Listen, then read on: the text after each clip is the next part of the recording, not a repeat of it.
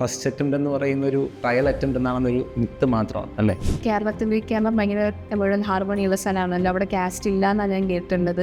Cast ഉണ്ടോ, ഏതൊക്കെ റിലീജിയനിൽ cast ഉണ്ട്, അങ്ങനത്തെ രീതിയിൽ കുറച്ചൊന്ന് നമ്മളതിൽ പറയിപ്പിക്കാൻ നോക്കുന്ന പോലെ എനിക്കൊരു തോന്നിയിരുന്നു. ഒരു സബ്ജക്റ്റ് എടുത്ത് വന്നാലും കറക്റ്റായിട്ടുള്ള പ്രിപ്പറേഷൻ കൊണ്ടുപോവുകയാണെങ്കിൽ നമുക്ക് എല്ലാവർക്കും ഒരേപോലത്തെ ഒരു ചാൻസ് തന്നെ അവിടെ ഉണ്ട് എന്നൊക്കെ തോന്നുന്നു.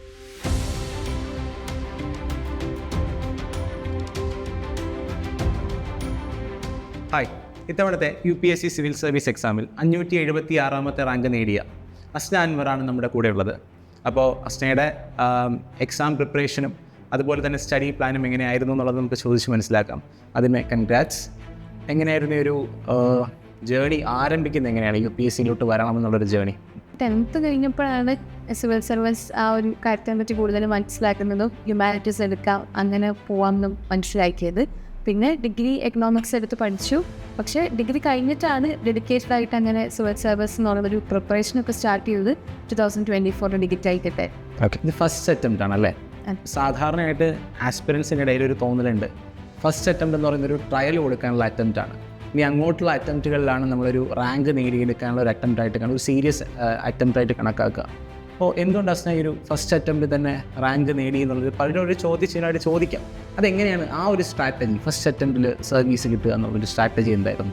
നമ്മൾ ഫസ്റ്റ് അറ്റംപ്റ്റ് കൊടുക്കുമ്പോഴേ തന്നെ ഈ പറഞ്ഞ പോലെ ഇതിൽ ക്ലിയർ ചെയ്യണം എന്നുള്ളൊരു ആഗ്രഹത്തിൽ സ്റ്റാർട്ട് ചെയ്യുക എന്നുള്ളതാണ്. കാരണം ഇപ്പോൾ നമുക്ക് ഒരുപാട് ഓപ്പർച്യൂണിറ്റീസ് ഇപ്പോൾ അവൈലബിൾ ആണ് കാര്യങ്ങൾ മനസ്സിലാക്കാൻ. അപ്പോൾ എക്സാമിനെ പറ്റിയിട്ടായാലും പ്രിപ്പറേഷൻ ചെയ്യാനും ഒക്കെയാണ് നമുക്ക് പറഞ്ഞു തരുന്ന ആൾക്കാർ കൂടെ ഉണ്ടല്ലോ. അപ്പോൾ ഒരുപാട് ലേണിംഗ് ഇക്കോസിസ്റ്റം നമുക്കുണ്ട്.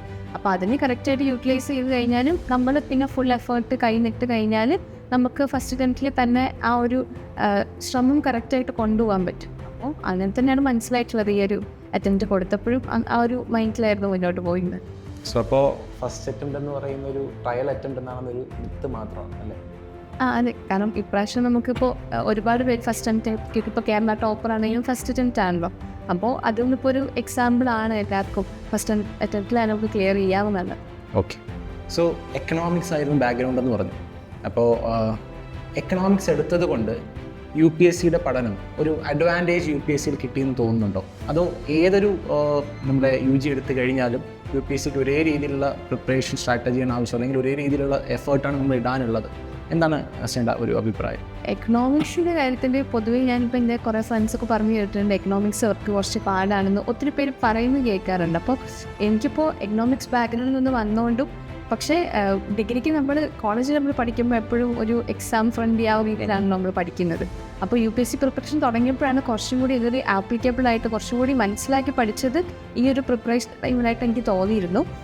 പക്ഷെ എനിക്ക് അതിൻ്റെ അഡ്വാൻറ്റേജ് തോന്നിയിട്ടുണ്ട്. അതായത് എക്കണോമിക്സ് പൊതുവേ എല്ലാവർക്കും കുറച്ച് ഇപ്പോൾ പ്രിലിംസിലായാലും ക്വസ്റ്റ്യൻസ് ടാക്കിൾ ചെയ്യാൻ പാടാണെന്ന് പറയുന്ന ഒരവസ്ഥയിൽ കുറച്ചുകൂടി മനസ്സിലാക്കാൻ എളുപ്പമായിട്ട് തോന്നിയിട്ടുണ്ട്. പക്ഷെ എന്നാലും എനിക്ക് തോന്നുന്നു നമ്മൾ ഇപ്പോൾ ഏതൊരു സബ്ജക്റ്റ് എടുത്ത് വന്നാലും കറക്റ്റായിട്ടുള്ള പ്രിപ്പറേഷൻ കൊണ്ടുപോവുകയാണെങ്കിൽ നമുക്ക് എല്ലാവർക്കും ഒരേപോലത്തെ ഒരു ചാൻസ് തന്നെ അവിടെ ഉണ്ട് എന്നൊക്കെ തോന്നുന്നു. ഒരു പ്രത്യേക ഒരു ഡിഗ്രി എടുത്തതുകൊണ്ട് നമുക്കൊരു അഡ്വാൻറ്റേജ് കിട്ടുന്നില്ല അങ്ങനെ എനിക്ക് തോന്നിയിട്ടില്ല. പിന്നെ ചിലവർക്ക് ചില സബ്ജക്ട്സിനൊരു ബുദ്ധിമുട്ട് ഉണ്ടാവുമല്ലോ, പക്ഷെ അതിന് കുറച്ച് എക്സ്ട്രാ ടൈം ഫോക്കസ് കൊടുത്തു കഴിഞ്ഞാൽ റെഡിയാക്കി എടുക്കാമെന്ന് തന്നെയാണ് എനിക്ക് തോന്നിയത്. ശരി, കോളേജിൽ നിന്ന് ഇറങ്ങിയിട്ട് നേരെ UPSCയിലോട്ട് വരികയാണ് ചെയ്തത് അല്ലേ?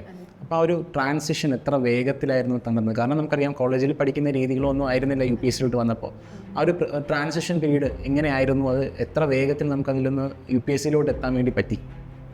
ട്രാൻസിഷൻ ആദ്യം എനിക്ക് കുറച്ച് പാടായിരുന്നു. കാരണം കോളേജ്, ഹോസ്റ്റൽ അതൊക്കെ മൊത്തത്തിലൊരു ഫുൾ ഒരു എൻജോയ്മെൻറ്റിലൊരു വൈബിൽ നിന്നിട്ട് പെട്ടെന്ന് വന്ന് ഇരിക്കുക, ഫുൾ ഇരുന്ന് പഠിക്കാൻ തുടങ്ങിയപ്പോൾ ഞാൻ അത്ര ഗ്യാപ്പ് എടുത്തില്ല. ഏപ്രിലിൽ ഏകദേശം കോളേജ് കഴിഞ്ഞ് വന്നിട്ട് മെയ് ആയപ്പോൾ തന്നെ ക്ലാസ്സിൽ ജോയിൻ ചെയ്തിരുന്നു.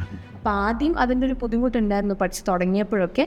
ഇനി ഇൻ്റർവ്യൂവിനെ പറ്റി ചോദിച്ചാൽ നമുക്കറിയാം പേഴ്സണാലിറ്റി ടെസ്റ്റ് പല ആൾക്കാരും നമ്മൾ പലപ്പോഴും യൂട്യൂബിൽ പല വീഡിയോസും കണ്ടിട്ടുണ്ട്, മോക്ക് ഇൻ്റർവ്യൂസ് എല്ലാം തന്നെ കണ്ടിട്ടുണ്ട്.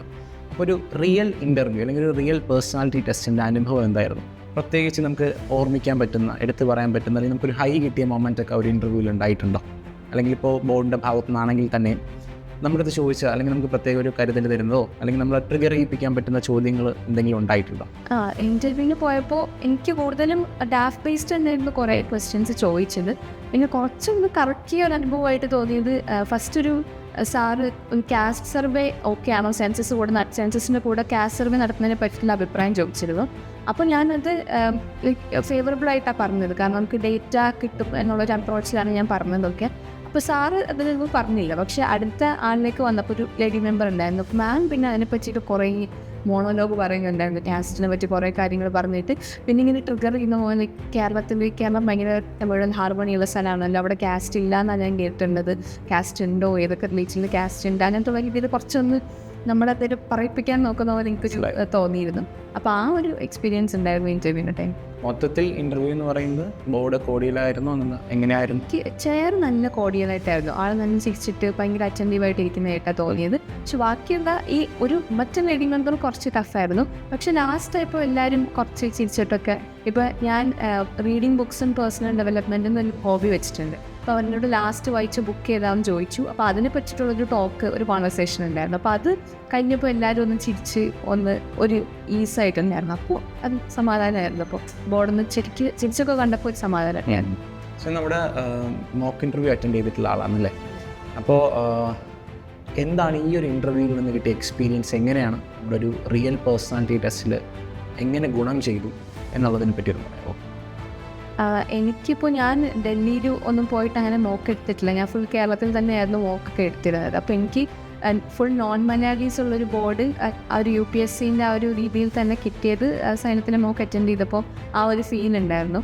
പിന്നെ പ്രത്യേകിച്ച് എൻ്റെ മോക്കുള്ളതിൻ്റെ അന്ന് അവിടെ ഹോട്ടലിനടുത്ത് തന്നെ ഒരു ഗവർണറൊക്കെ വരുന്ന ഫംഗ്ഷൻ ഉണ്ടായിരുന്നു. മൊത്തത്തിൽ കുറേ ഓഫീസേഴ്സും അങ്ങനെ എല്ലാം ആ ഒരു ബാക്ക്ഗ്രൗണ്ട് തന്നെ മൊത്തത്തിൽ ഒരു സീരിയസ് ആയിട്ടുള്ളൊരു അന്തരീക്ഷമൊക്കെ ഉണ്ടായിരുന്നു. അപ്പോൾ അതൊക്കെ കണ്ടപ്പോൾ അന്ന് ഇവിടുത്തെ മാമ പറയട്ടെ, ഇപ്പോൾ ഒരു UPSC മോക്കിൻ്റെ തന്നെ ഒരു ഫീൽ കിട്ടും എന്നൊക്കെ പറയുന്നത്. അപ്പോൾ അങ്ങനെയുള്ളൊരു ആ ഒരു മൊത്തത്തിലുള്ള ബാക്ക്ഗ്രൗണ്ട് ലൈക്ക് UPSC പോലത്തെ ഒരു ഫീലൊക്കെ കിട്ടുന്നൊരു രീതി ഉണ്ടായിരുന്നു.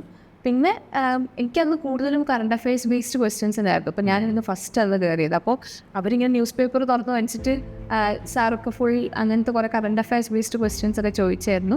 പക്ഷേ എനിക്കൊരു നല്ല അപ്രോച്ച്, നല്ലൊരു മോക്കായിട്ടാണ് തോന്നിയത്. പിന്നെ ഒരുപാട് ഒപ്പീനിയനും ഒരു കാര്യമായിട്ട് തന്നെ പറഞ്ഞു തന്നു. അപ്പോൾ അതൊരു നല്ല എക്സ്പീരിയൻസ് ആയിരുന്നു. സോ ഇനി അടുത്ത UPSCക്ക് പ്രിപ്പയർ ചെയ്യുന്ന ഒരുപാട് ആസ്പിറൻസ് ഉണ്ടാവും. മാത്രമല്ല ഇപ്പോൾ കോളേജിൽ നിന്ന് പുറത്തിറങ്ങുന്ന ജെൻസി കുട്ടികളുണ്ടാവും. അപ്പോൾ അവരെ സംബന്ധിച്ചിടത്തോളം എന്താണ് പറയാനുള്ളത്? അത് പ്രത്യേകിച്ച് ഫസ്റ്റ് അറ്റംപ്റ്റിൽ ക്ലിയർ ആയ ഒരു കുട്ടി എന്ന രീതിയിൽ എന്തായിരിക്കും അവർക്ക് കൊടുക്കാൻ പറ്റുന്ന ഉപദേശം?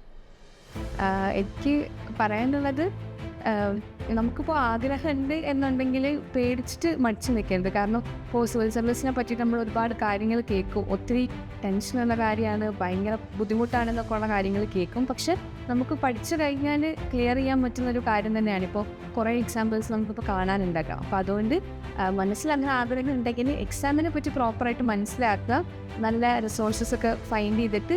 ഇപ്പോൾ ഫസ്റ്റ് അറ്റംപ്റ്റ് കൊടുക്കുന്നവർ എസ്പെഷ്യലി എനിക്ക് തോന്നുന്നത് ഉള്ള റിസോഴ്സസ് നല്ലതുപോലെ യൂസ് ചെയ്യുക. ഒരുപാട് എക്സ്പാൻഡ് ചെയ്ത് നോളജ് കണ്ടുപിടിക്കാൻ പോകാതെ ഉള്ള കാര്യങ്ങൾ നല്ലതുപോലെ ഒരു ബേസ് സെറ്റ് ചെയ്ത് മാക്സിമം കണ്ടൻറ്റ് ഒക്കെ റിവൈസ് ചെയ്ത് പ്രാക്ടീസ് ചെയ്ത് കൊണ്ടുപോയി കഴിഞ്ഞാൽ ക്ലിയർ ചെയ്യാൻ പറ്റുന്നൊരു കാര്യം തന്നെയാണ്. അപ്പോൾ മുന്നോട്ട് വരിക, കാര്യം പഠിച്ച് അറ്റംപ്റ്റ് ചെയ്യാൻ നോക്കുക എന്നുള്ള കാര്യം തന്നെയാണ് പറയാൻ. Okay, thank you Asna. അപ്പോൾ നമ്മുടെ കൂടെ അസ്നയാണ് ഉണ്ടായിരുന്നത്. സോ അസ്ന ഇത്തവണ നടത്തിയ പ്രിപ്പറേഷൻ ജേർണി നിങ്ങളോട് പങ്കുവച്ചിട്ടുണ്ട്. സോ അടുത്ത് വരാൻ പോകുന്ന ആസ്പിറൻസിന് ഇതെല്ലാം തന്നെ ഒരു മോട്ടിവേഷൻ ആകട്ടെ. So thank you.